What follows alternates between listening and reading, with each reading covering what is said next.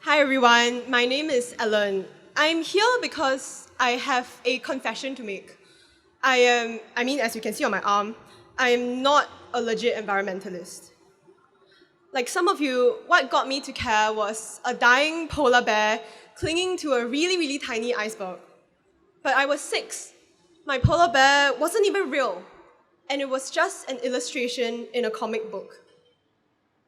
I never dared to flip to that page again. It's true that tiny me might not have been able to understand it, but it felt big enough, climate change felt big enough that even the smartest person I knew couldn't wrap their head around it. I couldn't just sit there and let that polar bear drown. So I was determined to do what I could, even if it was small. In kindergarten, I successfully got my family to give up shark fin before I even knew what advocacy was. I started recycling religiously, I bring my own cutlery everywhere, I picked up all the litter I saw on the street. But I still felt guilty every day. I felt guilty about having to use foolscap for school. I felt guilty about buying school t-shirts that were probably made in a sweatshop. I felt guilty for existing.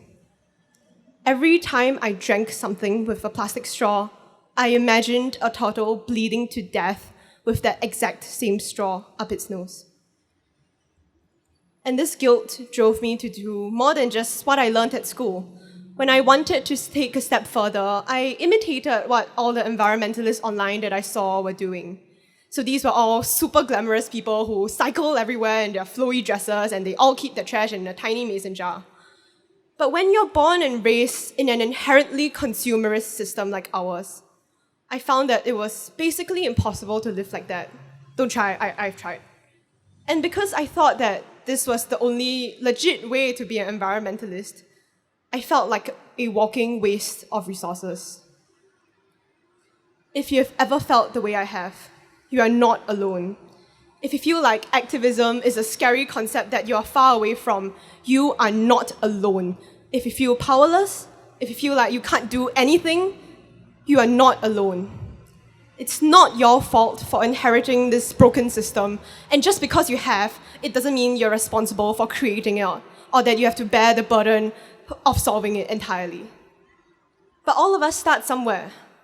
When I learned that just 100 companies are responsible for 71% of greenhouse gas emissions in the world, I realized that it's going to take more than individual action to create any kind of change. What we need is systemic change, and that's why all of us are here today.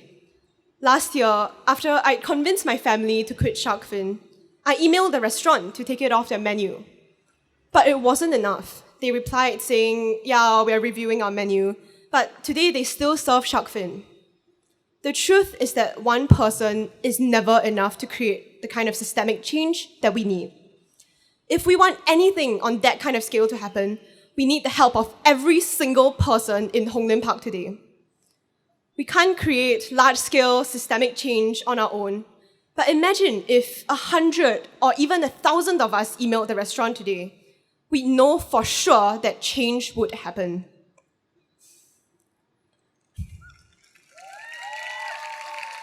I mean, look at Old Chang Kee. After 8,000 people signed a petition last year, they actually switched to sustainable palm oil. And it's not just businesses we can change. It's also other institutions like our government. We can write to our MPs like one of the activities we did just now, or we can participate in a long exercise called the National Climate Change Secretariat's Public Consultation Exercise, where the government is literally asking us for our views on what can be done. Then the question is, why must we yell super loud?